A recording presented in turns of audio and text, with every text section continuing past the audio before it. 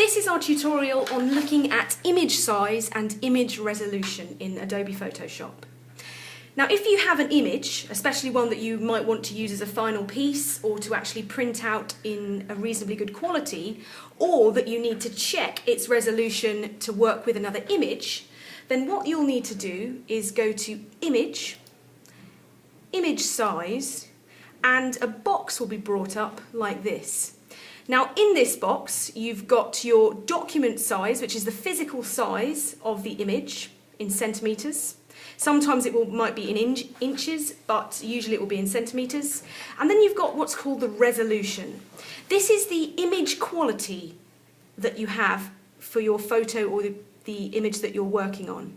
Now, 72 dots per inch is a very low quality. It's basic screen quality, but actually when you print it out, it won't be very good. What you're looking for, especially for a final piece in photography, would be 300 or 600 dots per inch. This will then mean that you can print it out to a very high standard. Now, if you want to increase the dots per inch of your image, what you can do is, if you take off resample image, so if your checkbox has got a little blue check in it, take that away, and what you'll notice is that a lock has formed between the size of your image, the physical size, and its resolution, its dots per inch. Now, if I make my dots per inch 300, my size will get smaller. What it's doing, it's compressing the physical size so that it can use that to make your resolution better. Now, what would happen if you don't put resample image off, if you have that blue checkbox on? It will only lock the size, the physical size of your document. And when you actually then go to change the dots per inch, it will reinterpret that document and try and fill in all that information that it doesn't have, and it will very much pixelate the image. You'll get a very, very poor quality image at the end of it. So always remember to uncheck resample image so that the physical size is tied to your resolution there. There should be that black line connecting all three of them. Now, once you've done that, you'll then have a much smaller document, so it's only 10 centimetres wide instead of 40, but it's actually a much better quality. Now, if you wanted to increase that to, say, a full A4 page size, you could go back to your image and image size, and in small amounts, you can make it bigger. So if I now take resample image off, because I don't want to affect my resolution, and so now I'm only affecting my document size, my resolution is going to stay the same, and I'll say 13, so I'm moving from 10 to 13, and I say OK. Now it's reinterpreting that image and filling in what it can't find. Now, if you only do this in very small amounts, so I'll get a 15, it's actually much better at interpreting those small amounts than it is a large amount. And I'll go to 17. So I'm doing about 2 centimetres at a time. Now, it might be quicker to go, right, I just want to go back to 40 centimetres, but again, it will lower the quality of your image. I'll go to 19. And you can start to see there's a little bit of pixelation on this image. Now, on the video, you may well not see this, but to the naked eye, yes, I can see that around my main area, I'm just starting to get some pixelation. Hopefully, I'll be able to get it just slightly bigger. I do a width of 20. So my width is about the short side of an A4 document. Right, I think that's about as much as I want to go because my main is starting to get a little bit degraded there. Now, obviously, my image is quite large on the screen. If I ever want to make my image smaller, I can come to my little spyglass image here, and you'll notice that my pointer has turned to a little spyglass, and it has a minus in it. This will mean that if I now click my image will get smaller on the screen.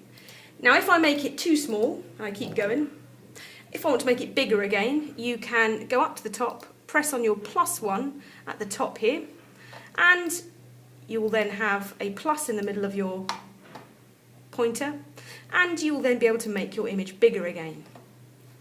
Now, if you want to see the actual printable size of your document, you can come up to the top and you'll see a little button called Print Size.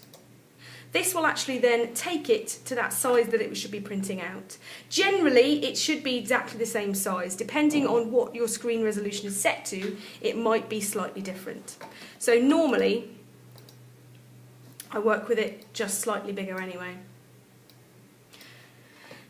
Now, if I wanted to make this document the same screen size or resolution, so its physical size and its resolution the same as another one, I would have to go back to my image size and check it. So I'm going to bring in my other image. Now if I go into my image size, now this one, the resolution is the same again, but it's obviously its physical size is very different. Now if I wanted to make the resolution the same as my other document, if it wasn't the same, I would again have to uncheck Resample Image, change the resolution to whatever my other resolution might be, if that's 150 or 600, just like I did last time. But in this case, we don't need to. So I'm going to recheck Resample Image so that I'm only affecting that physical size. And now going down in size, reducing in size, you don't have to worry about actually using any pixel width. Your image going smaller, it doesn't have to reinterpret it, it's only losing information, so that doesn't matter. We can do that in one jump. So my other image was 20 wide, so I'm going to make this one 20 wide, and there we are, there's my image. So now if I want to select all of that and then copy all of that, I can then paste that in, and I know it's going to be the same size and the same width as my document.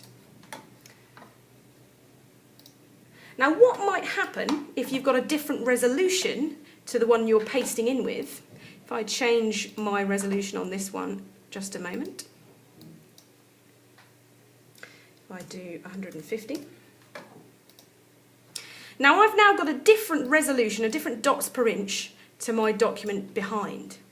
Now if I do another select all, and if I copy that again, this time when I paste in, it won't be the same size. Now because I unchecked my resample image, it's actually kept that, and it's kept that size even though it's a different resolution. Now unfortunately what will happen when I print that out, while its physical size is kept the same, its actual pixel quality won't be as good as what's behind it. So this piece in here will be a different quality to that. Now what can also happen is the physical size can change. So if I go back, I go back to image size, and this time if I check resample image again, if I go to 72,